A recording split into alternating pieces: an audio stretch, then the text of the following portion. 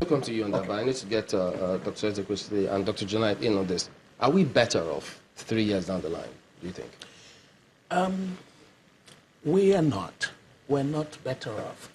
The reason is simply that if you looked at a simple indicator of how better off you are, it would be your income per capita that reduced drastically because of the dent to GDP.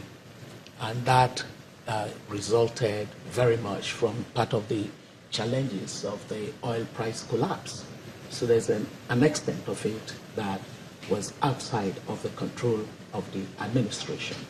The oil price shortfall meant that we went from about $100 billion of receipts as a result of what we call the commodity super cycle when it hits the highs of about, say, $100 billion to about $50 billion. Now, what the problem is that usually when you have such kind of collapse, you adjust. You adjust as an economic policy approach in order not to get you to the deep end that we eventually found ourselves.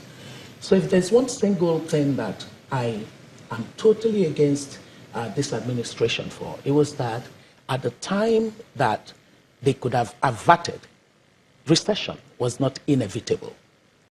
It was, like you said, certain conditions were heading toward it. But if you did the right economic policy at that time, you would have averted the recession.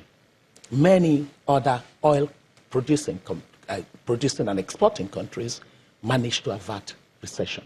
So they will argue we're out of it now, aren't we? But you know what it's cost us? It's cost us considerably. Huge effect on populace. The truth is that we don't yet have poverty numbers from the Bureau for Statistics. When you have the kind of shock that the combination of oil price collapse and poor economic policy response to it occasioned, you would have dropped many more of your citizens into poverty. Considering that the last data that we know of poverty rate from MBS is something in the neighborhood of 60%. You know what that means. You're with hundreds of millions of your citizens poor. You don't want to take any economic action that would improve those numbers because that's disastrous.